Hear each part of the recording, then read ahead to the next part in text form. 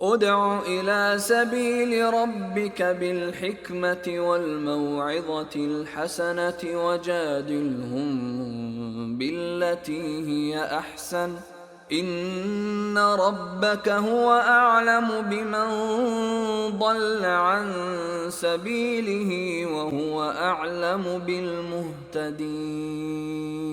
அஸ்ஸலாமு அலைக்கும் வரஹ்மத்துல்லாஹி வபரகாத்துஹு.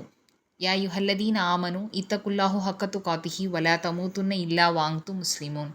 யா முகல்லிபல் குலூப் சப்பித் கல்வி அலாதீனிக்க. உள்ளங்களை புரட்டக்கூடியவனே, எனது உள்ளத்தை உனது மார்க்கத்தின்பால் நிலை பெறச் செய்வாயாக. அல்ஹம்துலில்லாஹ். எனது அன்பார்ந்த சகோதரிகளே, இந்த பதிவில் நம்ம எதை பற்றி பார்க்க போகிறோம் அப்படின்னு, அசத்தியத்தை தகர்த்தெறியும் ஆஷுராவினுடைய வரலாற்றை தான் இந்த பதிவில் பார்க்க போகிறோம். இதை பற்றி நம்ம முழுமையாக தெரிஞ்சு கொள்வதற்கு முன்னாடி முதல்ல காலத்தை பற்றி தெரிஞ்சுக்குவோம். இந்த காலத்தை தெரிஞ்சுக்கணும் அப்படின்னா இந்த பிரபஞ்சம் உருவான கதையை பற்றி நமக்கு தெரியணும். அப்போது இது எல்லாம் எப்பொழுது கண்டுபிடிச்சாங்க இந்த விஞ்ஞானிகள் அப்படின்னா, இதை முதல்ல இந்த பிரபஞ்சம் எப்படி உருவாச்சு அப்படின்றத முதல்ல சொன்னவர் ஜார்ஜ் ஹென்ரி எட்வர்ட் லெமெட்ரே அப்படிங்கிறவர் 1931 ஆண்டில் முதன்மை அணுவின் வெடிப்புடன் பிரபஞ்சம் தொடங்கியது அப்படிங்கிறத முதல்ல சொன்னது இவர்தான். அதற்கு பிறகு 1964 வானொலி வணியாளர்கள் ஆர்னோ பென்ஜியாஸ் மற்றும் ராபர்ட் வில்சன் அப்படின்ற இந்த 2 நபர்கள் என்ன செய்கிறாங்க அப்படின்னா, பிக் பேங் மின் ஒளிரை முதல்ல கண்டுபிடிக்கிறாங்க. பின்னர் இதற்கு பிறகும் அது உறுதி செய்யப்பட்டது எப்போ அப்படின்னா, 1991 ஆண்டில் நாசா அனுப்பிய விண்கலமாகிய COBE அப்படிங்கிறது வானத்தின் எல்லா திசைகளிலிருந்து வரக்கூடிய அந்த பண்டைய ஒளியின் முதல் படத்தை பிடிக்குது. இதை வச்சு இந்த பெருவெடிப்பினுடைய காட்சியை அவங்க உறுதி செய்கிறாங்க. அப்போது இதை உறுதி செய்யக்கூடிய அவங்க என்ன சொல்கிறாங்க அப்படின்னா, அண்டவியலின் நிலையான பெருவெடிப்பு மாதிரியின்படி சுமார் 14 பில்லியன் ஆண்டுகளுக்கு முன்பு ஒருமையில் பிரபஞ்சத்துடன் நேரமும் தொடங்கியது. சுபஹானல்லாஹ். இந்த உலகம், இந்த பிரபஞ்சம் எப்பொழுது ஆரம்பித்ததோ அந்த நொடி முதல் காலமும் ஆரம்பிச்சிச்சு. அப்பத்துலேருந்து தான் காலம் அப்படிங்கிற ஒரு விஷயமே இருக்குது அப்படின்றத சொல்கிறாங்க. இன்னும் விஞ்ஞானிகள் சொல்கிறது என்ன அப்படின்னா, இந்த பிரபஞ்சம் உருவாகுவதற்கு எதுவுமே இல்லாமல் தானாக உருவாச்சு அப்படிங்கிறதுக்கு எத்தனை சதவீதம் வாய்ப்பு இருக்குது அப்படின்னா, உங்களுக்கு எவ்வளவு 0 போடணுமோ, எவ்வளவு பூஜ்ஜியங்கள் நீங்கள் விரும்புகிறீங்களோ அவ்வளவு பூஜ்ஜியத்தை போட்டுட்டு கடைசியாக ஒரு 1 போட்டு விடுங்கள். அவ்வளவு சதவீதம் தான் இது அனைத்தும் தானாக உருவானதற்கு சாத்தியக்கூறு அப்படிங்கிறாங்க. படைப்பிலையுமே அவ்வளவு மிக சிறப்பான தொழில்நுட்பங்கள் பயன்படுத்தப்பட்டிருக்கு அப்படிங்கிறத சொல்கிறாங்க விஞ்ஞானிகள். பிரபஞ்சத்தையும் உருவாக்கியதற்கு பிறகுதான் காலம் உருவாச்சு அப்படின்னா, இதையெல்லாம் உருவாக்கியவன் காலத்திற்கு அப்பாற்பட்டவன் அப்படிங்கிறதையும் விஞ்ஞானிகள் சொல்கிறாங்க.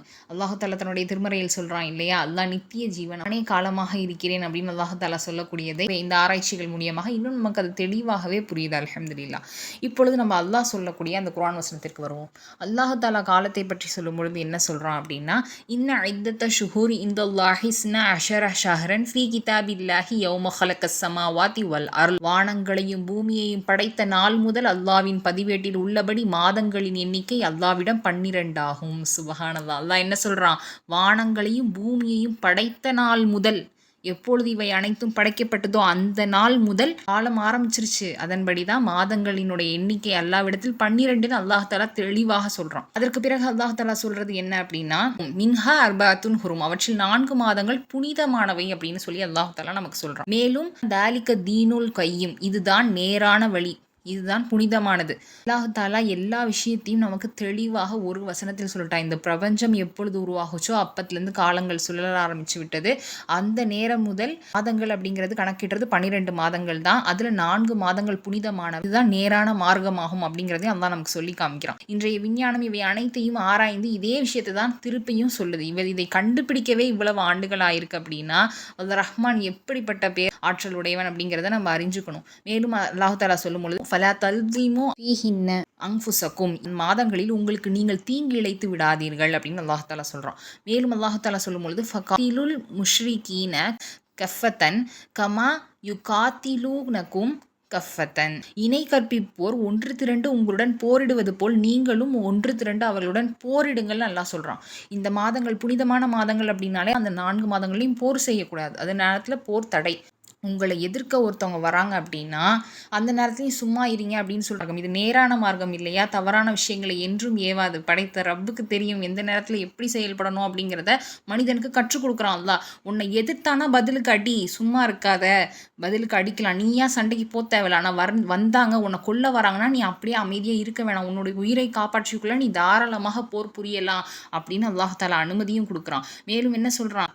வஅலமு அன்னல்லாஹ் அல் முத்தகீன், அல்லாஹ் தன்னை அஞ்சுவோருடன் இருக்கின்றான் என்பதை அறிந்து கொள்ளுங்கள் அப்படின்னு அல்லாஹ் தஆலா அல்லாஹ்வை நேசித்து அல்லாஹ்வின் அச்சத்தோடு ஒழுங்கான முறையில் பயபக்தியோடு இருக்கவங்க கூட அல்லாஹ் இருப்பதாக வாக்குறுதியும் கொடுக்குறான். சுபஹானல்லாஹ். மேலும் இதை பற்றி நபிகள் நாயகம் ஸல்லல்லாஹு அலைஹி வஸல்லம் அவர்கள் என்ன சொல்றாங்க அப்படின்னா, வானங்களையும் பூமியையும் படைத்தது முதல் காலம் சுழன்று கொண்டிருக்கின்றது. ஒரு வருடத்தில் 12 மாதங்கள் உள்ளன. அவற்றில் 4 புனிதமானவை.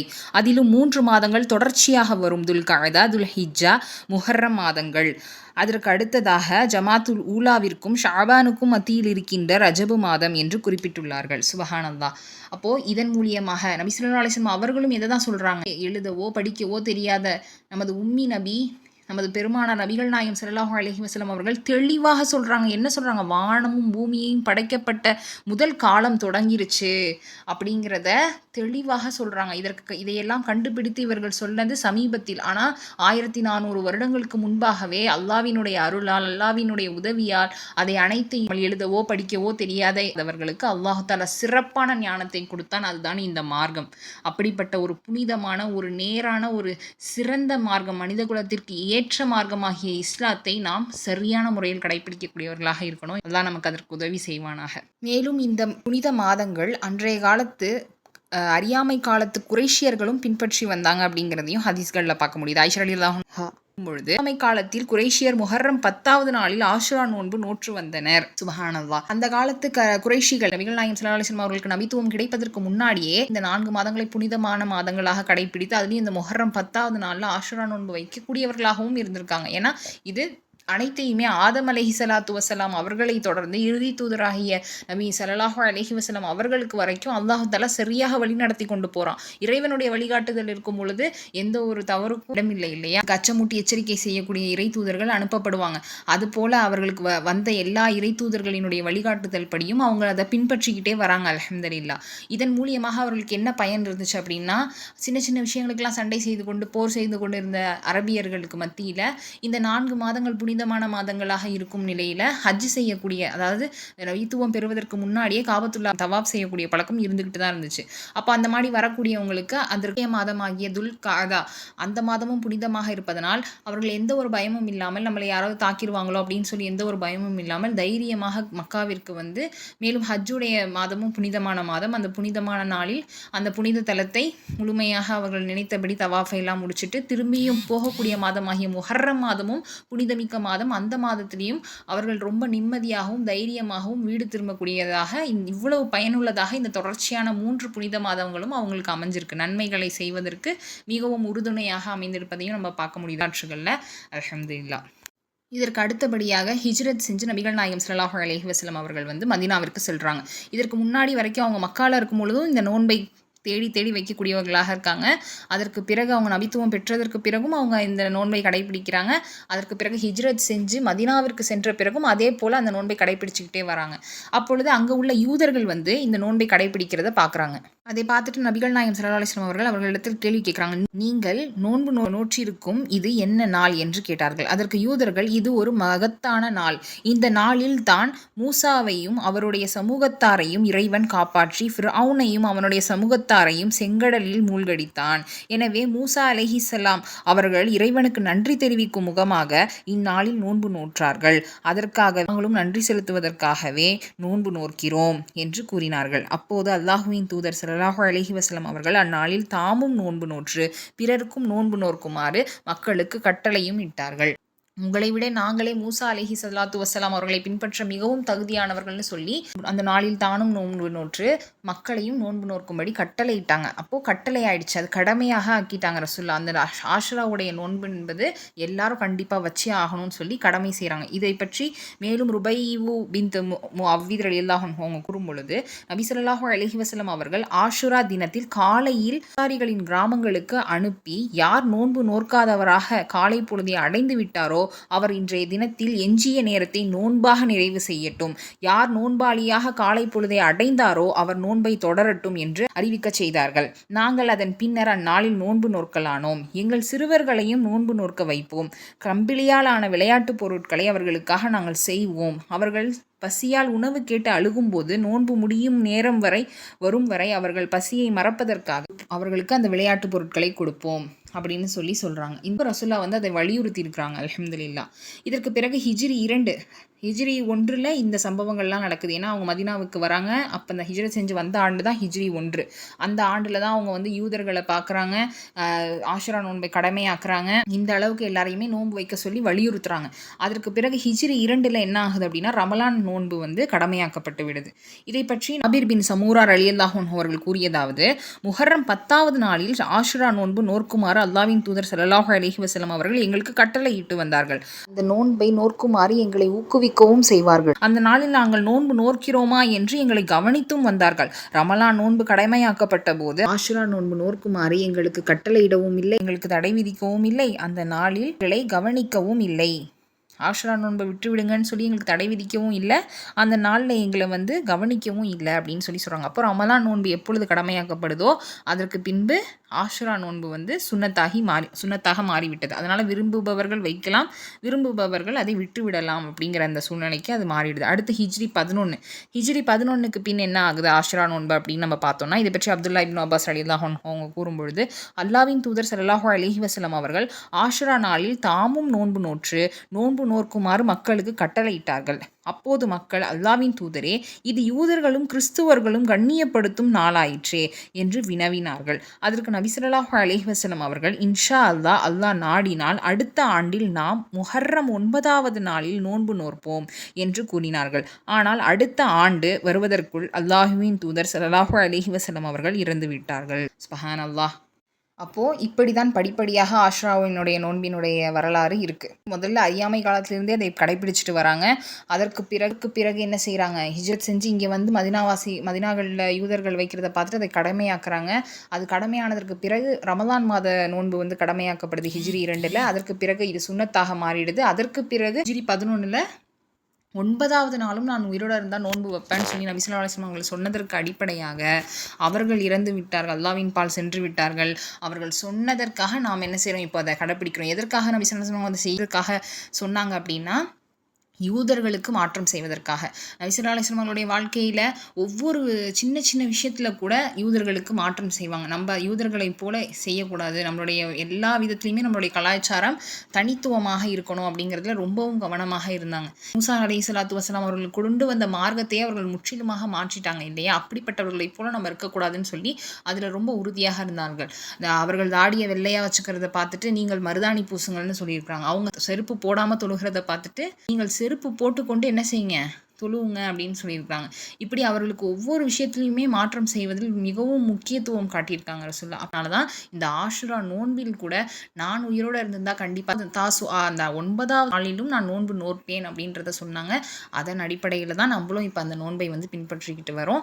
அதனால் இந்த நோன்பை எனக்கு கிடைக்கல, 10வது நோன்பு தான் எனக்கு கிடைக்கிது அப்படின்னா தாராளமாக 10வது ஆஷுரா நோன்பை மட்டும் வைக்கலாம். சில பெண்கள் கேட்கக்கூடிய கேள்விகளாக இருக்குது இது. அப்போது நம்ம இந்த 9வது நாள் நோன்பு எதற்காக வைக்கிறோம் அப்படின்னா, யூதர்களுக்கு மாற்றம் செய்வதற்காகத்தான் வைக்கிறோம்.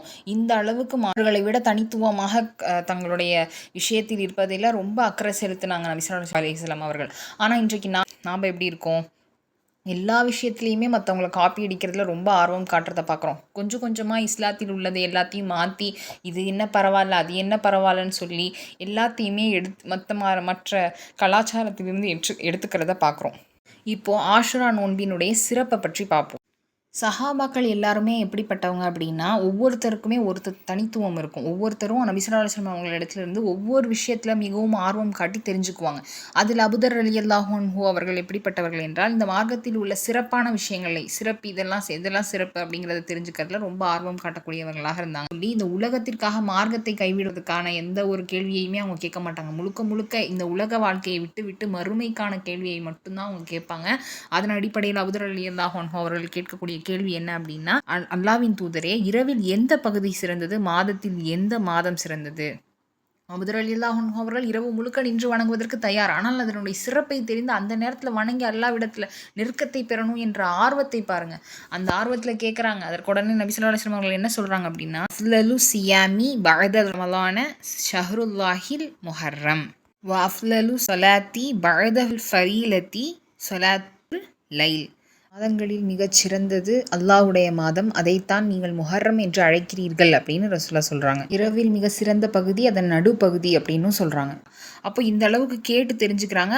அப்போ ரமலானுக்கு அடுத்தபடியாக ரமலான் மாதம் 30 நோன்பு, இந்த கடமையான நோன்புக்கு அடுத்தபடியாக மிக சிறப்பான நோன்பாக எது இருக்குது அப்படின்னா இந்த முஹர்ரம் மாதத்தினுடைய ஆஷுரா 10ல் வைக்கக்கூடிய அந்த நோன்புக்கு அவ்வளோ ஒரு சிறப்பு இருக்குது அப்படிங்கிறத நம்ம தெரிஞ்சுக்க முடியுது. மேலும் இந்த முஹர்ரம் மாதத்தை நபி ஸல்லல்லாஹு அலைஹி வஸல்லம் அவர்கள் அல்லாஹ்வுடைய மாதம் அப்படின்னு வர்ணிக்கிறாங்க. அந்த அளவுக்கு இதற்கு கண்ணியத்தை கொடுத்துக்கிட்டே போகிறாங்க. அப்படிப்பட்ட இந்த கண்ணியமான மாதத்தில் இந்த கண்ணியமான நோன்பை வைப்பதற்கு முயற்சி செய்வோம். இந்த நோன்பு எப்படிப்பட்டது, இந்த நோன்பிற்கான முக்கியத்துவம் என்ன, இந்த நோன்பிற்கு என்ன சிறப்பு இருக்குது அப்படிங்கிறத தெரிஞ்சுக்கணும். அப்படின்னா இதை பற்றி நபிகள் நாயகம் ஸல்லல்லாஹு அலைஹி வஸல்லம் அவர்கள் சொல்லும் பொழுது, சியாமு யௌம ஆஷுரா வ அன்னஹு யுகஃபிரு சனத்தல்லதி கப்லஹு. ஆஷுரா தினத்தின் நோன்பு நோற்பது முந்தைய ஆண்டுக்கு பரிகாரமாகும் என்று ஸல்லல்லாஹு அலைஹி வஸல்லம் அவர்கள் சொல்லி காட்டுறாங்க. அப்போ இந்த ஹதீஸின் மூலியமாக அது ஒரு ஆண்டிற்கான பரிகாரம் அப்படின்னா நம்ம ஒரு ஆண்டில் எவ்வளோ விஷயங்களை செஞ்சுருப்போம், நமக்கு தெரிஞ்சு தெரியாமல், நமக்கு நம்மளுடைய நினைவில் இல்லாமல் எவ்வளவோ இப்படின்னு சொல்லி பல பாவங்களை நம்ம செஞ்சுருக்க வாய்ப்பு இருக்குது. அல்லாஹ் பாதுகாத்தவர்களை தவிர நம்ம ஒரு பொய் சொல்லியிருக்கலாம், ஒரு புறம் பேசியிருக்கலாம். இதுவெல்லாம் இஸ்லாத்தின் பார்வையில் மாபெரும் பாவங்கள் இல்லையா? அப்போ அல்லாஹ் தஆலா நமக்கு அதையெல்லாம் மன்னிப்பதற்கான ஒரு வாய்ப்பை நமக்கு கொடுக்குறான். அப்படிப்பட்ட அந்த வாய்ப்பை சரியான முறையில் பயன்படுத்திக்கணும். அடுத்த வருடம் முஹர்ரத்திற்கு நாம் உயிரோடு இருப்போமா, அடுத்த வருடத்தின் ரமலானுக்கு நாம் உயிரோடு இருப்போமா, ஏன் அடுத்த நாளைக்கு நம்ம உயிரோடு இருப்போமான்னு தெரியாது. அப்போ இந்த வருடத்தின் இந்த ஆஷுராவை நாம் பெற்றிருக்கோம் அப்படின்னா அதை கொஞ்சம் கவனமாக எண்ணி கவனத்தில் கொண்டு, இது சுன்னத்தான நோன்பு தான் இல்லை என்று சொல்ல முடியாது, ஆனாலும் அதற்கு நம்ம கவனம் கொடுத்து அந்த நோன்பை நம்ம வைத்தோமே ஆனால் அல்லாஹ்விடத்தில் நமக்கு மாபெரும் ஒரு பாக்கியம் கிடைக்கும் அப்படிங்கிறதுல நம்பிக்கை, முழு நம்பிக்கை வைத்து நாம் செய்த தவறுகளை எல்லாம் சிந்திச்சு உணர்ந்து அல்லாஹ்விடத்தில் தௌபா செய்து அந்த நோன்பை நம்ம வைக்கக்கூடியவர்களாக இருக்கணும். அந்த எண்ணத்தோடு எனக்கு அல்லாஹ் இந்த ஆண்டினுடைய பாவத்தை மன்னிப்பான், அதற்காக தான் நான் இதை வைக்கிறேன்ற அந்த ஆர்வத்தோடு நம்ம அந்த ஒரு அமல்களை செய்யும் பொழுது அல்லாஹ் தஆலா நிச்சயமாக நாம் எதை எதிர்பார்க்கிறோமோ அதை கண்டிப்பாக நமக்கு கொடுப்பான். இதன் மூலியமாக நமக்கு மாபெரும் வெற்றி கிடைக்கவும் வல்ல ரஹ்மான் நமக்கு வாய்ப்பு தருவானாக. இப்பொழுது இந்த மாதத்தின் பெயரால் இவ்வளவு கண்ணியமான மாதம் இல்லையா? இப்போ இந்த மாதத்தை நம்ம ஃபுல்லாக பார்த்துட்டோம், இதனுடைய வரலாறை பார்த்தோம், இதனால் இந்த நோன்பு வந்தது, இதை எதற்காக யூதர்கள் இந்த நோன்பை வைக்கிறாங்க, இதை நம்ம எதற்காக மாறு செஞ்சு எக்ஸ்ட்ராவாக இதுக்கு இந்த 9வது நாள் நோன்பு வைக்கிறோம், இப்படின்னு எல்லா மொத்த வரலாறையும் பார்த்துட்டோம். இதில் எங்கேயுமே எந்த ஒரு இடத்துலையுமே இன்றைக்கு முஹர்ரம் மாதம் ஆரம்பித்து விட்டாலே முதல் 10 நாள் செய்யக்கூடிய பல அனாச்சாரங்களை நம்ம பார்க்குறோம் இல்லையா? இது எதற்குமே இந்த இடத்துல எந்த ஒரு இடத்துலையுமே நம்ம பார்க்கல இல்லையா? ஒரு இடத்துல கூட இன்றைக்கு கடைபிடிக்கக்கூடிய எந்த ஒரு சின்ன செயலை கூட நம்மளால் பார்க்க முடியல. இந்த மாதம் மிக தெளிவாக இருக்குது, தூய்மையான மாதமாக இருக்கிறது, புனிதமான மாதமாக இருக்கிறது, மனிதனுக்கு மன்னிப்பு அல்லாஹ்விடத்தில் தேடித்தரக்கூடிய ஒரு அழகான ஆஷுரா நோன்பாக இருக்கக்கூடிய இந்த நோன்பை இன்றைக்கு சோக நாட்களாக மாற்றி, இந்த மாதத்தையே சோக மாதமாக மாற்றி, இந்த மாதத்தை இழிவுபடுத்தக்கூடிய செயல்களை நம்ம பார்க்குறோம். அல்லாஹ் பாதுகாக்கணும். அப்படி என்ன இதில் என்னென்ன அனாச்சாரங்கள் செய்கிறாங்க அப்படிங்கிறத முதல்ல பார்த்துடலாம். கர்பலா யுத்தத்தில் ஹுசைன் ரலியல்லாஹு அன்ஹு அவர்கள் கொல்லப்படுறாங்க. அப்போது அதனால் இந்த மாதமே சோக மாதமாக மாறிடுமா, இந்த ஆஷுரா 10வது நாளில் தான் அவங்க கொல்லப்பட்டாங்க அப்படிங்கிறதுக்காக இந்த ஆஷுரா 10 ஒரு சோகத்திற்குரிய நாளாக மாறிடுமா அப்படின்னு பார்த்தா கிடையாது. அப்படி பார்த்தா 2வது கலீஃபாவாகிய உமர் ரலியல்லாஹு அன்ஹு அவர்களும் 3வது கலீஃபாவாகிய உஸ்மான் ரலியல்லாஹு அன்ஹு அவர்களும் இஸ்லாத்தின் எதிரிகளால் கொல்லப்பட்டார்கள். இதுவும் தானே நடந்திருக்கு. அவங்களும் எவ்வளோ பெரிய சஹாபாக்கள், அவங்க நபி ஸல்லல்லாஹு அலைஹி வஸல்லம் உற்ற நண்பர்களாக இருந்தவங்க. அப்படிப்பட்டவங்களுக்காகவும் நம்ம துக்கம் அனுசரிக்கப்படல. மேலும் இந்த உலகத்திலேயே நம்ம ஒருத்தரை மௌத்தாயிட்டு ஒருத்தர் அல்லாஹ்விடத்தில் போய் சேர்ந்துட்டாங்க அப்படின்னு சொல்லி ரொம்ப கவலைப்படணும் அப்படின்னா அதற்கு மிகச் சிறந்தவர், மிக தகுதியானவர் யாராக இருக்க முடியும்? நபி ஸல்லல்லாஹு அலைஹி வஸல்லம் அவர்களை விட அதற்கு தகுதியானவர்கள் யாருமே இருக்க முடியாது. அவர்களை பற்றி ஒரு வார்த்தை பேசினாலே தாங்க முடியாது இந்த முஸ்லீம் சமுதாயத்தில் உள்ளவர்களுக்கு. அப்படிப்பட்ட ஒரு மாமனிதரினுடைய இறந்த செய்தியை தாங்கிக் கொள்ள முடியுமானால் அவர்களுடைய பேரப்பிள்ளை மௌத்தை நம்ம ஏன் ஏற்றுக்க முடியல? எதற்காக துக்கம் அனுசரிக்கும் நாளாக வருடம் 10 நாட்களும் இப்படி இதை துக்கம் அனுசரிக்க எந்த நேர்ந்தது? இதற்கெல்லாம் எந்த ஆதாரமும் கிடையாது இஸ்லாத்தில். மேலும் இதை காரணம் காட்டி என்னென்ன அனாச்சாரங்களை எல்லாம் இவர்கள் செய்கிறாங்க அப்படிங்கிறத நம்ம பார்த்தோம். பஞ்சா எடுக்கிறன்ற பேரில் 7ஆம் நாள் பஞ்சா, அந்த நாளில் சந்தோஷமாக இருக்கக்கூடாது. 10ஆம் நாள் பஞ்சா, 10ஆம் நாள் பஞ்சாவில் வந்து சந்தன குடுப்போ நடத்துறது, போதையில் சிலம்பாட்டம் ஆடுறது, மது போதையில் புலி வேஷம் போடுறது, நோய் நிவாரணத்தை கேட்டு தீக்கிணற்றில் உப்பு மிளகு போடுறது, தீமிதி, தீக்குழி, தீச்சட்டி தூக்குதல், மாவிளக்கு ஏந்துதல், எல்லாம் நமக்கு பரிசுத்தமாக்கிய இந்த மீன் உணவு இருக்கு இல்லையா, அதை ஹராமாக்குறது, பெண்களின் கவர்ச்சியான நடனம், ஆடல், பாடல், பெண்களையும் அந்நியர்களுக்கு முன்னாடி தங்களுடைய அலங்காரங்களையும் மறைக்காமல் வெளிக்காட்டி செல்வது போல நடந்து கொள்வது, குழந்தை பாக்கியம், இந்த செயல் இருக்கு இல்லையா, இந்த பெண்கள் இப்படி அலங்குபடுத்திக்கிறது இது யூதர்களுடைய செயலாக இருந்துச்சு. அவர்களும் இந்த ஆஷுரா நாட்களில் தங்களுடைய பெண்களுக்கு அலங்காரம் செய்து பார்க்கக்கூடியவர்களாக இருந்தாங்க. அதே விஷயத்தை இன்றைக்கு வித்தியாசமாக கடைப்பிடிச்சிக்கிட்டு இருக்காங்க. அதற்கு அடுத்தபடியாக குழந்தை பாக்கியம் வேண்டி நேர்ச்சை செய்கிறது, அது மட்டும் இல்லாமல் இந்த குலுக்கல் முறையில் பரிசு கொடுக்குறோம் அப்படின்ற பேரில் சூதாட்டம் செய்கிறது, இஸ்லாத்திற்கு எதிரான அனைத்து அநியாயமான செயல்களையுமே வந்து செய்கிறத நம்ம பார்க்குறோம். எல்லாம் பாதுகாக்கணும். இந்த மாதிரியான எந்த ஒரு செயலுக்கும் இஸ்லாத்திற்கும் எந்த ஒரு சம்பந்தமும் கிடையாது. இதற்கு இஸ்லாத்தில் எந்த ஒரு அங்கீகாரமும் கிடையாது. இந்த செயல்களுக்கு எந்த ஒரு நன்மையும் கிடையாது. பாவத்தை தவிர வேறு எதுவுமே இது கிடையாது. அல்லாஹ் பாதுகாக்கணும். இப்படிப்பட்ட பாவ செயல்களிலிருந்து நம்மளை அல்லாஹ் பாதுகாக்கணும். இதற்கெல்லாம் வழிவகுக்கக்கூடிய விஷயம் என்ன தெரியுமா? மற்ற மத கலாச்சாரங்களை கொஞ்சம் கொஞ்சமாக ரசிக்கிறது. ஹாப்பி பர்த்டே தானே, என்னப்பா இதில் இருக்குது இப்படின்னு சொல்லி ஒவ்வொன்றையும் நம்ம அன்றாட வாழ்க்கையில் பழக ஆரம்பிக்கிறோம் இல்லையா? இப்படி செஞ்சு தான் மொத்தமாக என்ன செஞ்சிடறோம், இந்த மார்க்கத்தை விட்டே வெளியேறோம். எல்லாமே சின்னது தானேன்னு சொல்லி ரசூலுல்லாஹ் எந்த அளவுக்கு கவனமாக இருந்தாங்க.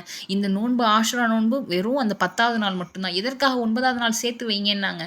எதற்காக? சஹாபாக்கள் அந்த அளவுக்கு கேள்வி கேட்குறாங்க. எவ்வளவு பெரிய ஒரு சமுதாயத்தை உருவாக்கிட்டு போனாங்க. சஹாபாக்கள் கேட்குறாங்க, யா ரசூலுல்லாஹ் அவங்க கிறிஸ்தவர்களும் யூதர்களும் அதே மாதிரி தானே வைக்கிறாங்க, நம்மளும் அதே செய்கிற மாதிரி இருக்கே அப்படின்னு இந்த மாதிரி சிந்திக்கக்கூடிய ஒரு சமுதாயத்தை உருவாக்கிட்டு போனாங்க. நபி ஸல்லல்லாஹு அலைஹி வஸல்லம் அவர்களிடத்திலேயே எடுத்து கேட்கக்கூடிய அளவுக்கு இந்த விஷயத்தில் ஒரு மாறுதல் வேணும்னு யோசிக்கக்கூடிய ஒரு சமுதாயத்தை உருவாக்கிட்டு போனாங்க. ஆனால் நாம் இன்னைக்கு என்ன செஞ்சுக்கிட்டு இருக்கோம்? எல்லாம் பாதுகாத்தவர்களை தவிர இப்படி கொஞ்சம் கொஞ்சமாக இந்த மார்க்கத்தை மற்ற மதத்தோட கலக்க ஆரம்பிக்கிறோம். எல்லாம் பாதுகாக்கணும். இப்படிப்பட்ட எந்த செயல்களுக்கும் இஸ்லாத்திற்கும் எந்த ஒரு சம்மந்தமும் கிடையாது. இதில் மாபெரும் வேதனைக்குரிய விஷயம் என்ன அப்படின்னா, நம்மளுடைய இந்த முஹர்ரம் மாதத்தில் நோன்பு நோக்கிறது எத்தனை பேருக்கு தெரியுமோ தெரியாதோ, ஆனால் இந்த முஹர்ரம் மாதம் அப்படின்னா இஸ்லாமியர்கள் இந்த மாதிரிலாம் செய்வாங்க. அவங்கள அடிச்சுக்குவாங்க, யாரோ ஒருத்தவங்க இறந்துட்டாங்களாம், யாருன்னு கூட தெரியாது, ஆனால் இதையெல்லாம் இவங்க செய்வாங்க அப்படிங்கிறது மட்டும் மக்களுக்கு நல்லாவே போய் சேர்ந்துருச்சு. அப்போ இப்படிப்பட்ட அனாச்சாரங்களை கொண்டு போய் சேர்த்ததன் விளைவாக இஸ்லாத்தின் மீது கொஞ்சம் நெஞ்ச ஆர்வத்தோடு வரக்கூடியவங்க கூட என்ன செய்கிறாங்கன்னா, இங்கேயும் அதே மூட நம்பிக்கை தானே இருக்குது அப்படின்னு சொல்லி திரும்பி போகிறத பார்க்குறோம். இங்கேயும் அங்கேயும் எல்லா இடத்துலையும் ஒரே மாதிரி தானே இருக்குது, எல்லாத்தையுமே அவங்களும் தானே கடைப்பிடிக்கிறாங்க. மாவிளக்கு போடுறாங்க, நம்மளும் தான் போடுறோம், தீச்சட்டி ஏந்துறாங்க, நம்ம தான் செய்கிறோம். இதெல்லாம் இருக்கா? இதற்கு எந்தவித சம்மந்தமும் கிடையாது. நேர்ச்சை செய்கிறதுல கூட, அல்லாஹ்வுக்காக நேர்ச்சை செய்வதில் கூட நீங்கள் உங்களை நீங்களே வருத்திக்காதீங்கன்னு இஸ்லாம் சொல்லுது. இதற்கு உதாரணமாக சொல்லணும் அப்படின்னா, நபி ஸல்லல்லாஹு அலைஹி வஸல்லம் அவர்களுடைய காலத்தில் நடந்த ஒரு சம்பவம். ஒரு முதியவர் தம் 2 புதல்வர்களுக்கிடையே தொங்கியபடி கால்கள் பூமியில் இழுபட வந்து கொண்டிருந்தார். அதை கண்ட நபி ஸல்லல்லாஹு அலைஹி வஸல்லம் அவர்கள், இவருக்கு என்ன நேர்ந்தது என்று கேட்டார்கள். காபாவுக்கு நடந்து செல்வதாக அவர் நேர்ச்சை செய்திருக்கின்றார் என்று கூறினார்கள். நபி ஸல்லல்லாஹு அலைஹி வஸல்லம் அவர்கள், இவர் இவ்விதம் வேதனைப்படுத்திக் கொள்வது அல்லாஹ்வுக்கு தேவையற்றது என்று கூறிவிட்டு அவரை வாகனத்தில் ஏறி செல்லுமாறு உத்தரவிட்டார்கள். இதை யார் சொல்கிறாங்க? அனஸ் ரலியல்லாஹு அன்ஹு அவங்க சொல்கிறாங்க. அப்போது எனக்கு அல்லாஹ்வுக்கு தேவையே கிடையாது, உன்னை நீ வருத்திக்கிட்டு என்ன ஆக போகுது? நம்ம வருத்திக்கிறத அல்லாஹ் விரும்பவே மாட்டான். எல்லா அமல்களும் ஆதமனுடைய மகன் அவனுக்குரியது, நோன்பு எனக்குரியது, அதற்கு நானே கூலி வழங்குறேன், அதற்கு எல்லாம் மகத்தான கூலியை வழங்குறேன்னு சொல்கிறான். அப்படி இருக்கும்போது அதை தவிர்த்து மற்ற எந்த ஒரு விஷயத்தையுமே நம்மளாக இந்த இஸ்லாத்திற்காக நான் அல்லாவுக்காக செய்கிறேன்னு சொல்லி உங்களை நீங்களே வருத்திக்காதீங்க அப்படின்னு இஸ்லாம் பகிரங்கமாகவே கண்டிக்குது அந்த விஷயத்த. ரசூலுல்லாஹ் உடனே நிறுத்திட்டு வாகனத்தில் ஏறி போங்கன்னு கட்டளை இடுறாங்க அப்படின்னா இது எந்த அளவுக்கு நம்ம யோசிக்கணும். இத்தனைக்கும் காபத்துல்லாக்கு தான் அவர் போகிறாரு. இவங்களை போல் தீச்சட்டியை ஏந்தி கொண்டு தீக்குழியில் விழுந்துக்கிட்டு காஞ்ச மிளகாயெல்லாம் தூக்கி போட்டுக்கிட்டு கண்டதையும் செய்யலை. அவர் போகிறது காபத்துல்லாவுக்கு தான். ஆனாலும் நீங்கள் ஏன் இந்த மாதிரிலாம் எக்ஸ்ட்ராவாக ஏன் செய்கிறீங்க, இதையெல்லாம் தேவையில்லைன்னு தடுக்கிறாங்க. அதே போல் அல்லாவுக்கு வழிபடுவதாக ஒருவர் நேர்ந்து கொண்டால் அவனுக்கு வழிபடட்டும், அல்லாவுக்கு மாறு செய்வதாக நேர்ச்சை செய்தால் அவனுக்கு மாறு செய்ய வேண்டாம் அப்படின்னு ரசூலுல்லாஹ் சொல்லியிருக்காங்க. இப்படி இந்த மாதிரியான கேள்விகளை கேட்டிருக்காங்க. என்ன அப்படின்னா, நாங்கள் புதிதாக இஸ்லாத்திற்கு வந்தவர்களாக இருக்க நபி ஸல்லல்லாஹு அலைஹி வஸல்லம் அவர்களுடன் ஹுனைன் யுத்தத்திற்கு சென்றோம். அங்கு இணை வைப்பவர்களுக்கென்று ஒரு இலந்தை மரம் இருந்தது. அங்கு அவர்கள் பரக்கத்தை நாடி தங்களின் போர்க்கருவிகளை தொங்கவிட்டு அங்கு தங்கி இஹ்திகாஃப் இருப்பார்கள். அந்த மரத்தை தாத்து அன்வாத் என்று சொல்லப்படும். நாங்கள் அந்த மரத்தின் பக்கம் சென்றபோது நபி ஸல்லல்லாஹு அலைஹி வஸல்லம் அவர்களிடத்தில், அல்லாஹ்வின் தூதரே, அவர்களுக்கு தாத்து அன்வாத் என்ற இருப்பதை போன்று எங்களுக்கும் ஏற்படுத்தி தாருங்கள் என்று கூறினோம். அதற்கு நபி ஸல்லல்லாஹு அலைஹி வஸல்லம் அவர்கள், சுபஹானல்லாஹ், அல்லாஹு அக்பர், இவையெல்லாம் அறியாமை காலத்தவரின் முன்னோர்களின் செயல்களாகும் என்று சொல்லி, என் உயிர் யார் கைவசம் இருக்கிறதோ அவன் மீது ஆணையாக நீங்கள் நபி மூசா அலைஹிஸ்ஸலாம் அவர்களிடத்தில் பனு இஸ்ரவேலர்கள் கேட்டதைப் போல கேட்கிறீர்கள். அதாவது பனு இஸ்ராயில் நபி மூசா அலைஹிஸ்ஸலாம் அவர்களிடத்தில், மூசாவே, அவர்களுக்கு பல கடவுள்கள் இருப்பதைப் போல எங்களுக்கும் கடவுள்களை ஏற்படுத்தி கொடுங்கள் என்று கேட்க, அதற்கு மூசா அலைஹிஸ்ஸலாம் அவர்கள், நீங்கள் ஒன்றும் அறியாதவர்கள், விவரமற்றவர்கள் என்று பதிலளித்தார்கள். இதே போலவே நீங்களும் கூறுகின்றீர்கள், நிச்சயமாக நீங்கள் உங்களுக்கு முன்னவர்களின் வழிமுறையை படிப்படியாக பின்பற்றுவீர்கள் என்று நபி ஸல்லல்லாஹு அலைஹி வஸல்லம் அவர்கள் கூறினார்கள். சுபஹானல்லாஹ், எவ்வளவு தெளிவாக சொல்கிறாங்க பாருங்கள். இப்போ நடக்கிறத பார்த்துட்டு நம்ம ரசூலுல்லாஹ்வை நினைவு கூறுவதைப் போல நபி ஸல்லல்லாஹு அலைஹி வஸல்லம் அவர்களுக்கு முன்னாடி வாழ்ந்த மூசா அலைஹிஸ்ஸலாத்து வஸலாம் அவர்களை நினைவு கூறுறாங்க. நீங்கள் எப்படி தெரியுமா கேள்வி கேட்குறீங்க? அவங்க இப்போ தான் புதுசாக இஸ்லாத்துக்கு வந்ததுனால இன்னும் கொஞ்சம் அந்த ஒரு தெளிவு இல்லை அவங்கள்ட்ட. அதனால் அவங்க டக்குன்னு என்ன செஞ்சிடறாங்க, கேட்டுறாங்க, அந்த மரத்தை வந்து அவங்க இந்த அளவுக்கு வழிபடுறாங்களே, இதே மாதிரி எங்களுக்கும் ஏற்படுத்தி கொடுங்கன்னு கேட்கும்போது ரசூலுல்லாஹ்வுக்கு பயங்கரமாக கோவம் வருது. உங்களை எப்படிப்பட்ட சமுதாயமாக நான் உருவாக்க பார்க்குறேன், எவ்வளோ ஒரு கரெக்டான ஒரு வழியில் அவங்களை கொண்டு போயிட்டுருக்கேன், நீங்கள் என்னென்னா அவங்கள மாதிரி மூடர்களை போல கேட்டுக்கிட்டு இருக்கீங்களே. இதே போல் தான் மூசா அலைஹிஸ்ஸலாம் அவங்களுடைய காலத்தில் மக்கள் கேட்டாங்க, இஸ்ரவேலர்கள் கேட்டாங்க. அதுவும் எப்போ தெரியுமா கேட்குறாங்க? இந்த விஷயம் இன்னும் கொடுமை என்னென்னா, அப்போ தான் அவங்களுக்கு அல்லாஹ் தஆலா கடலை பிளந்து அவ்வளோ பெரிய ஒரு அத்தாட்சியவே காட்டுறான் கண்ணுக்கு முன்னாடி. அது எவ்வளவு ஒரு உறுதியை ஏற்படுத்தும். கண்களுக்கு முன்னாடி கடல் பிளந்து அதற்கு நடுவில் தப்பிச்சு வரக்கூடிய ஒரு சூழ்நிலை என்றால் அது எவ்வளவு பெரிய ஒரு அத்தாட்சி. அதை பார்க்கும்போது நமக்கு எவ்வளோ ஒரு ஈமானின் உறுதி நமக்கு ஏற்படும். ஆனால் அப்படிப்பட்ட அத்தாட்சிகளை பார்த்து விட்டு வந்த பிறகுதான் இவ்வளோ விஷயத்தையும் அவங்க கேட்குறாங்க. உங்களுக்கு அறிவே இல்லை அப்படின்னு சோகமாக சொல்கிறாங்க. அந்த விஷயத்த வந்து நமக்கு இங்கே நபி ஸல்லல்லாஹு அலைஹி வஸல்லம் அவர்கள் நினைவூட்டுறாங்க. அதே போல தான் நீங்களும் இருக்கீங்க. ரசூலுல்லாஹ் கடைசியாக சொல்லும் பொழுது ஒரு விஷயத்த சொல்லிட்டு முடிக்கிறாங்க. என்ன முடிக்கிறாங்க? அதை கேட்கவே நெஞ்சம் பதறுது. படிப்படியாக நீங்களும் உங்களுடைய முன்னவர்களின் வழிமுறையை தான் பின்பற்றுவீங்க அப்படின்னு சொல்கிறாங்க. அல்லாஹ் பாதுகாக்கணும். இதை நம்ம இன்னைக்கு கண்கூடாக பார்த்துக்கிட்டு இருக்கோம். அப்படி தான் நடந்துக்கிட்டு இருக்கு. கொஞ்சம் கொஞ்சமாக இந்தியாவில் இருக்கக்கூடியவர்கள் இந்தியாவினுடைய கலாச்சாரத்தின்படி மூடநம்பிக்கையின் பக்கம் செல்றதை பார்க்குறோம். ஒவ்வொரு ஊருக்கும் ஒவ்வொரு நாட்டுக்கும் அந்தந்த ஒரு மூடநம்பிக்கை பழக்கம் இருக்கும் இல்லையா? அதன்படி அதை பின்பற்றக்கூடிய இஸ்லாமியர்களை நம்ம பார்த்துக்கிட்டு தான் இருக்கோம். அல்லாஹ் பாதுகாக்கணும். இதற்கும் இஸ்லாத்திற்கும் எந்த சம்மந்தமும் கிடையாது.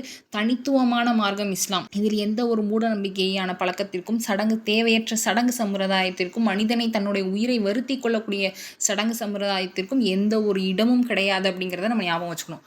மேலும் இதையெல்லாம் இவங்க எதற்காக செய்கிறாங்க அப்படின்னா, துக்கத்தை அனுசரிக்கிறோம். ரசூலுல்லாஹ்வுடைய பேரன் எப்படிப்பட்டவங்க, அவங்களுடைய மரணத்தை தான் நாங்கள் வந்து எங்களால் ஏற்றுக்கொள்ள முடியல அப்படின்றப்போ, நபி ஸல்லல்லாஹு அலைஹி வஸல்லம் அவங்களுடைய மரணத்தையும் நம்ம ஏற்றுக்கிட்டோமே. நபி ஸல்லல்லாஹு அலைஹி வஸல்லம் அவர்கள் எப்பொழுது மரணிச்சாங்க? திங்கட்கிழமை மரணிச்சாங்க. அந்த நாளில் நம்ம வந்து வருஷம் வருஷம் அதை துக்க நாளாக அனுசரிக்கிறோமான்னு பார்த்தா கிடையாது. அதை நம்ம விட்டு வெளியில் வந்துட்டோம். காரணம், அந்த அளவுக்கு நபி ஸல்லல்லாஹு அலைஹி வஸல்லம் அவர்கள் நமக்கு எத்தி வச்சுட்டு போயிருக்காங்க. மார்க்கம் நமக்கு 3 நாட்களுக்கு மேலே என்ன செய்யுது? தடை விதிக்குது துக்கமாக இருப்பதை. இதை வந்து நபி ஸல்லல்லாஹு அலைஹி வஸல்லம் அவருடைய மனைவியாகிய உம்மு ஹபீபா ரலியல்லாஹு அன்ஹா அவங்க சொல்லும் பொழுது அவங்களுடைய தந்தை மவுத்தாயிடுறாங்க. யார்? அபு சுஃபியான் ரலியல்லாஹு அன்ஹு அவங்களுடைய மரணத்திற்கு பிறகு 3 நாள் ஆயிடுது. முதல் நாள் 2 நாள் 3வது நாளுக்கு அப்புறம் என்ன செய்கிறாங்க? ஒருத்தவங்களை அனுப்பிச்சு அத்தர் வாங்கிட்டு வர சொல்லி போட்டுக்கிறாங்க. எனக்கு இந்த அத்தர் போட வேண்டிய தேவையே கிடையாது, எனக்கு அசுத்தமாக நான் இல்லை, எதற்காக இந்த அத்தரை யூஸ் பண்ணுறேன் அப்படின்னா, 3 நாட்களுக்கு மேலே துக்கமாக இருப்பது எங்களுக்கு தடை விதிக்கப்பட்டிருக்கு. அதன் காரணமாக இந்த துக்கத்தை முடிச்சுக்கிட்டேன், இதற்கு மேலே நான் துக்கமாக இருக்க மாட்டேன் அப்படிங்கிறத வெளிப்படுத்துவதற்காக நான் இந்த செயலை செய்கிறேன் அப்படின்னு சொல்கிறாங்க. அப்போ இந்த அளவுக்கு இந்த மார்க்கம் எந்த அளவுக்கு அப்படியே அவன் மனசில் பதிய வச்சிருக்கு பாருங்க. அந்த அளவுக்கு உங்களோட செயல்களை செய்து கொள்ள மாற்றிக்கொள்ளக்கூடிய அளவுக்கு இது வந்து உருவாக்கியிருக்கு. இப்படி ஒவ்வொருத்தரும் ஒவ்வொரு சோக கதையை வச்சுக்கிட்டு வாழ்க்கை ஃபுல்லாக முடங்கி கிடந்தா இந்த சமுதாயம் எப்படி உருப்படும்? இப்படிப்பட்ட விஷயங்களிலிருந்து வெளிவரணும். அதுவும் 3 நாள் தான் டைம், அதுக்குள்ள வெளிவரணும். அதே ஒரு கணவர் மரணித்தால் இஸ்லாம் அதற்கு வேறு விதமான ஒரு தீர்வை கொடுக்குது. 4 மாதம் 10 நாட்கள் இத்தா இருக்கலாம், 4 மாதம் 10 நாட்களும் அவர்கள் அதை பற்றி நினைக்கலாம். அதில் எந்த ஒரு இதுவும் கிடையாது அப்படிங்குது. ஆனால் மற்ற மனிதர்களுக்கு 3 நாள் தான், அதற்கு மேலே எந்த ஒரு எக்ஸ்ட்ராவாகவும் துக்கம் அனுசரிக்கப்படக்கூடாது அப்படிங்கிறத இந்த மார்க்கம் ரொம்ப தெளிவாக சொல்லுது. மேலும் இந்த துக்கத்தால் என்னென்னலாம் செய்யக்கூடாது அப்படிங்கிறதையும் இஸ்லாம் சொல்லுது. துக்கத்தின் காரணமாக கன்னங்களில் அரைந்து கொள்பவன், அல்லது சட்டை பைகளை கிழித்து கொள்பவன், அல்லது அறியாமை கால வழக்கத்தின்படி புலம்புகின்றவன், சார்ந்தவன், நம்மை சார்ந்தவன் அல்லன் என்று நபி ஸல்லல்லாஹு அலைஹி வஸல்லம் அவர்கள் கூறாங்க. அப்போ இதன் அடிப்படையில் இன்றைக்கு செய்யக்கூடிய எல்லாமே அதன் அடிப்படையில் தான் இருக்குது. அவங்க என்ன செஞ்சுக்கிறாங்க, உடம்பை போட்டு கிழிச்சிக்கிறது, வேதனைப்படுத்திக்கிறது, கன்னங்கள் அரைஞ்சிக்கிறது, ஒரு ஆடைகளை கிழிச்சிக்கிறது, இப்படிப்பட்ட இந்த எந்த செயல்களுக்கும் இஸ்லாத்துக்கும் எந்த சம்மந்தமுமே கிடையாது. துக்கமாக 3 நாள் தான், அதற்கு மேலே அந்த நேரத்தில் கூட நீ இதையெல்லாம் செய்யக்கூடாது. இதற்கு உதாரணமாக நபி ஸல்லல்லாஹு அலைஹி வஸல்லம் அவருடைய அருமை மகன் யார், இப்ராஹிம் அவர்கள் மரணிச்சிடுறாங்க, சின்ன குழந்தையிலேயே இறந்துடுறாங்க. அப்படி மௌத்தா போகும்போது அப்படியே நபி ஸல்லல்லாஹு அலைஹி வஸல்லம் அவங்க பயங்கரமாக அழுகுறாங்க, கண்ணீர் வடிச்சிக்கிட்டே இருக்குது. இதை பார்த்த உடனே அப்துர் ரஹ்மான் இப்னு அவுஃப் ரலியல்லாஹு அன்ஹு அவங்க கேட்குறாங்க, அல்லாஹ்வின் தூதரே நீங்களா அப்படின்னு கேட்குறாங்க, நீங்களா இப்படி அழுகுறீங்கன்றதை அப்படி கேட்குறாங்க. அதற்கு உடனே நபி ஸல்லல்லாஹு அலைஹி வஸல்லம் அவங்க சொல்கிறாங்க, கண்ணீர் சிந்துகிறது, உள்ளம் கவலைப்படுகிறது, ஆனால் எங்களுடைய ரப்புக்கு ஏது மகிழ்ச்சியை கொடுக்குமோ அதை தவிர நாங்கள் வேறு எதையும் சொல்ல மாட்டோம் அப்படின்னு சொல்கிறாங்க. சுப்ஹானல்லாஹ். இன்றைக்கு இதை அப்படியே செயல்படுத்தி காட்டிக்கிட்டு இருக்க ஒரு கூட்டத்தை நம்ம பார்க்க முடியும். யார்? பலஸ்தீன மக்கள். அவ்வளவு குண்டு வெடிக்குது, தங்களுடைய குழந்தைகள், இந்த கையில் ஒரு குழந்தை, இந்த கையில் ஒரு குழந்தை, 2 குழந்தையும் மௌத்தாகி வச்சிருக்கும் நிலையில் ஓதிக்கிட்டு ஹஸ்பி அல்லாஹு வ நிஅமல் வக்கீல், அந்த குண்டு வெடிக்கக்கூடிய சப்தத்திற்கு மேலோங்க அல்லாஹு அக்பர் என்று ஒரு சத்தம் கேட்குது. இப்படி அல்லாவை புகழ்ந்து கொண்டு அல்லாவிற்கு நன்றி செலுத்தி கொண்டு என்னுடைய ரப்பி என் கூட இருக்கிறான் அப்படின்னு ரசூலுல்லாஹ் எப்படி சொல்லி காமிச்சாங்களோ அதே போல இன்று சொல்லி கொண்டிருக்கிறார்கள். அவர்கள்தான் உண்மையான இஸ்லாமியவாதிகள், அவர்கள்தான் உண்மையான முஸ்லீம்கள், அவர்கள்தான் உண்மையான முக்மீன்கள். அவர்களுக்கு அல்லாஹு தாலா அருள் புரிய நன்மையை இன்னும் அதிகமாக கொடுப்பதற்காகவே இவையெல்லாம் எங்களுக்கு அல்லாஹ் தஆலா கொடுத்துருக்கான் அப்படிங்கிறத அதை நம்புறாங்க. அவங்க எங்க இருக்காங்க? ஹுசைன் ரலியல்லாஹு அன்ஹு அவர்கள் இறந்ததற்கு எங்களுக்கும் வருத்தம் தான், நமக்கும் வருத்தம் தான், அதில் எந்த மாற்றமும் கிடையாது. ஆனால் அதை ஏன் நினச்சிக்கிட்டு அந்த விஷயத்தை ஒவ்வொரு வருஷமும் துக்கம் அனுசரிக்கிறதுக்கு எந்த ஒரு அனுமதியும் மார்க்கத்தில் இல்லை. அவர்களுடைய குடும்பத்தார்களே அதை மறந்துவிட்டு சகஜமாக மாறி எத்தனையோ காலங்கள் ஆகுது. அதை இன்றும் நாம் நினைத்து இந்த பாவத்தை செய்யாமல் பாதுகாப்பாக இருக்க வேண்டிய இந்த புனிதமான மாதத்தில் ஏன் இப்படிப்பட்ட பாவமான காரியங்களை செய்ய வேண்டும்? அல்லாஹ் நம் அனைவரையும் அப்படிப்பட்ட பாவமானது இஸ்லாத்திற்கு எதிரான செயல்களில் நம்மை பாதுகாக்கணும். இது எல்லாத்திற்கும் நம்ம என்ன செய்யணும் அப்படின்னா, அல்லாஹ்வுடைய குர்ஆன் வசனத்தையும் அவனுடைய இறை தூதராகிய முஹம்மது நபி ஸல்லல்லாஹு அலைஹி வஸல்லம் அவருடைய வாழ்க்கையையும் அப்படியே அடிப்பிரளாமல் கூட்டவோ குறைக்கவோ செய்யாமல் சரியாக பின்பற்ற வேண்டும். நமக்கு என்ன தெரியுதோ அதை கண்டிப்பாக கரெக்டாக என்ன செய்யணும், பின்பற்றணும். அப்படி நம்ம செஞ்சாதான் நம்முடைய அடுத்த முறையினருக்கு நம்ம இந்த மார்க்கத்தை தூய்மையான வடிவில் நம்மளும் கொடுக்க முடியும். நம்முடைய இந்த சந்ததியினர்களை அனாச்சாரத்திலிருந்து காப்பாற்ற வேண்டிய கடமை ஒவ்வொரு முஸ்லீமுக்கும் இருக்கிறது. அதனால இந்த விஷயங்களை கேட்பதோடு முடித்து விடாமல் இதை ஒவ்வொன்றையும் சரியாக கடைபிடிக்கும் முயற்சி செய்வோம். ஆஷுரா நோன்பில் நோன்பு நூற்று அதனுடைய அந்த பரிகாரத்தை உணர்ந்து அல்லாஹ்விடத்தில் தௌபா செய்து அந்த பரிகாரத்தினுடைய பலனை வல்ல ரஹ்மானிடத்தில் பெற நம் அனைவருக்கும் அல்லாஹ் உதவி செய்யட்டும். அனைவருக்கும் உயர்ந்த சொர்க்கமாகிய ஜன்னத்துல் ஃபிர்தௌஸை அல்லாஹ் வழங்குவானாக என்று கூறிய எனது உரையை நிறைவு செய்கிறேன். வாஹிரு தாவானா அல்ஹம்துலில்லாஹி ரப்பில் ஆலமீன். அஸ்ஸலாமு அலைக்கும் வரஹ்மத்துல்லாஹி வபரகாத்துஹு.